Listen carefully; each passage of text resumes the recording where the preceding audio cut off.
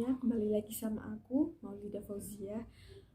Di sini aku mau bahas sesuatu hal yang sangat uh, masih marak terjadi di masyarakat, yaitu ketidakadilan gender. Salah satu contohnya itu aku mau bahas stereotip gender. Ada yang tahu nggak sih stereotip gender itu apa? Stereotip gender adalah pelabelan negatif terhadap satu jenis kelamin tertentu ataupun gender. Di sini aku mau bahas tentang stereotip gender tentang anak perempuan yang tidak memiliki kesempatan pendidikan yang sama dengan anak laki-laki.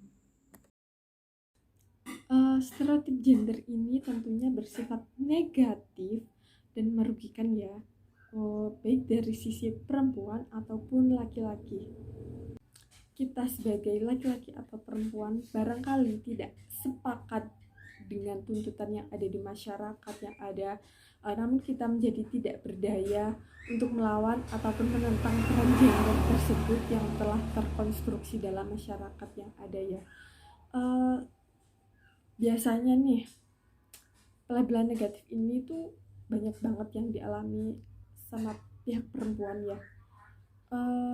Contohnya tuh banyak banget ya, kayak misalnya tuh perempuan yang nggak boleh keluar malam-malam dipandang negatif, kayak perempuan tuh nggak boleh bertatoan, seperti itu ya.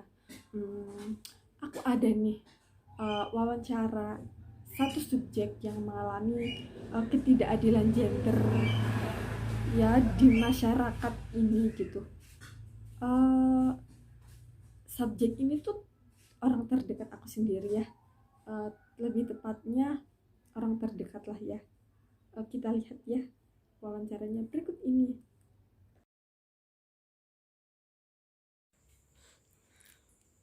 Ih, kamu ngapain sih dandan menor-menor gitu? Mau godain cowok? Bukan kelihatan cantik, malah kelihatan tua. Dandan kamu itu terlalu menor untuk umur kita yang segini. Apaan sih? Kan aku dandan buat diri aku sendiri, bukan buat cowok. Kan aku perempuan, jadi ya berhak ngurus diriku sendiri. Baik, sekarang ini saya sudah bersama dengan subjek. Boleh diperkenalkan namanya siapa? Perkenalkan, nama saya Aulia Eka Mahfuza.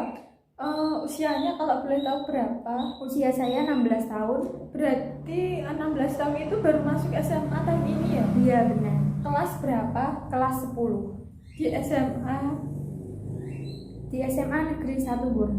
Oh, dekat rumah sini ya? Iya, Oh. Kalau boleh tahu ya, waktu itu kan kamu pernah curhat sama aku. Kalau enggak boleh sekolah jauh-jauh ya dari rumah karena anak perempuan gitu. Orang tua saya menyuruhnya saya sekolah di dekat rumah dan saya ingin sekolah di jauh-jauh rumah. Tetapi orang tua saya, lebih terutama bapak, cenderung kalau anak perempuan itu tugasnya di rumah. Dan kalau sekolah di dekat rumah itu kan juga bisa membantu tugasnya ibu, bisa membantu memasak, menyapu, ya gitu. Oh, waktu itu sempat bertengkar sama orang tua juga ya, kalau boleh tahu seperti apa? Iya kan, karena gara-gara itu perbedaan pendapat, orang tua menyuruh sekolah di dekat rumah dan saya ingin sekolah jauh-jauh dari rumah. Jadi ya agak gimana gitu, tapi orang tua tetap teguh pendirian kalau anaknya harus mau gak mau tetap sekolah di dekat rumah. Berarti secara tidak langsung kamu merasa ya kayak kebebasan kamu sebagai anak perempuan itu dikekang sama orang tua kamu. Iya kan, juga setiap anak itu punya hak masing-masing, dia ingin kesini kesana, boleh orang tua membatasi, tapi juga harus mengerti anak kalau anak itu juga punya hak. Iya sih, benar juga. Kadang orang tua saya itu bilang seperti ini, kalau kamu laki-laki ya saya bebasin, tapi kamu perempuan, jadi gak usah aneh-aneh, dipandang masyarakat itu gak enak. Oh, kok gitu ya? Berarti orang tua kamu itu berpikiran merasa kayak anak perempuan itu tugasnya jagain orang tua di rumah ya, gak boleh jauh-jauh dari rumah, dan kalau bisa ya jagain orang tua di rumah gitu. Iya, beda lagi sama laki-laki. Kalau orang tua saya lebih cenderung dan teguh pendirian kalau perempuan itu tugasnya di rumah. Menurut kamu orang tua berpikiran seperti itu adil nggak sih buat anak perempuan remaja seperti kamu? Menurut saya tidak adil karena kan anak juga punya hak masing-masing dan juga punya keinginan masing-masing, dan orang tua harus mengerti apa yang diinginkan. Dan juga sekarang kan zaman semua itu canggih. Eh, Seharusnya nih ya, yang benar menurut kamu itu seperti apa ya orang tua kamu ini? Seharusnya orang tua saya menuruti keinginan saya, tidak mengekang seperti ini. Bagaimanapun setiap anak kan juga punya hak masing-masing untuk kebahagiaannya. Dan juga biasanya kalau di rumah itu sering dibanding-bandingin sama tetangga, apalagi tetangga itu cowok. Seperti apa ya kalau boleh tahu?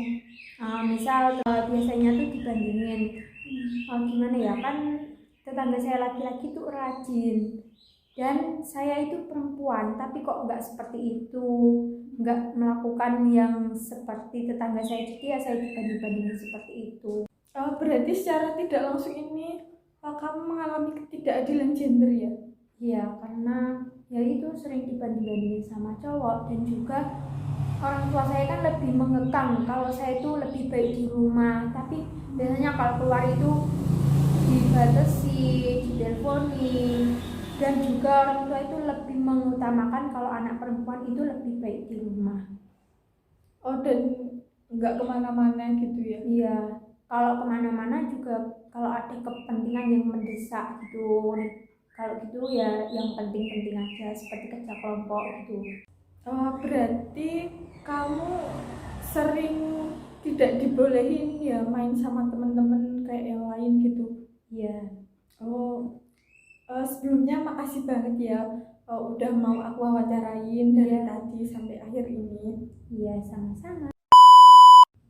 Dari wawancara tadi kan udah dijelasin ya sama subjeknya. Kalau si subjeknya ini tuh mengalami ketidakadilan gitu. Lebih tepatnya di lingkungan keluarganya. Si subjek ini mengalami ketidakadilan stereotip gender gitu.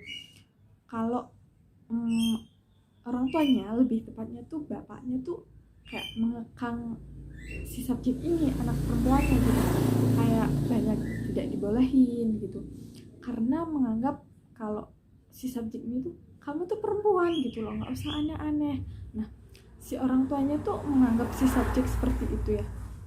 Kalau menurut aku ini tuh nggak aneh-aneh ya, ini tuh tentang seorang perempuan yang ingin menempuh pendidikan tetapi kayak tidak diberi kebebasan gitu sama lingkungannya.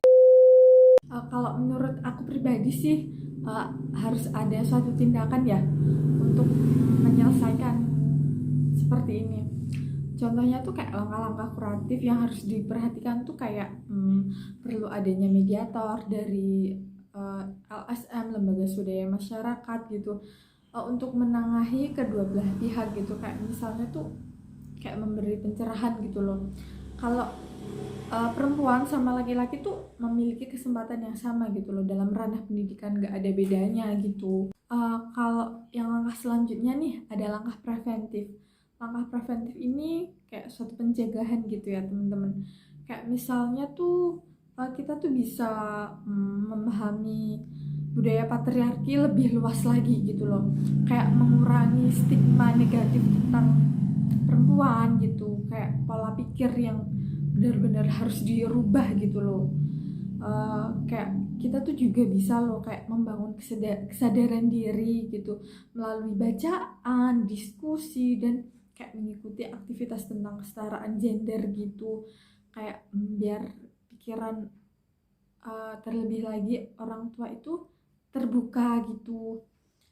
Terus ada juga tuh kayak membuat poster gitu misalnya, dibagiin gitu ke masyarakat kayak tentang pentingnya mewujudkan tentang kesetaraan gender antara perempuan dan laki-laki, yang harus memiliki hak yang sama gitu loh tanpa adanya perbeda-bedaan gitu. Aku harap dengan adanya vlog ini bisa merubah stigma masyarakat tentang ketidakadilan gender ataupun stereotip gender gitu ya, karena itu menurut aku pribadi tuh sangat harus dirubah sekali gitu, kayak pola pikir seperti itu. Thank you banget yang udah lihat vlog aku dari awal sampai akhir ini. Sekian dari aku. Wassalamualaikum warahmatullahi wabarakatuh. Bye bye.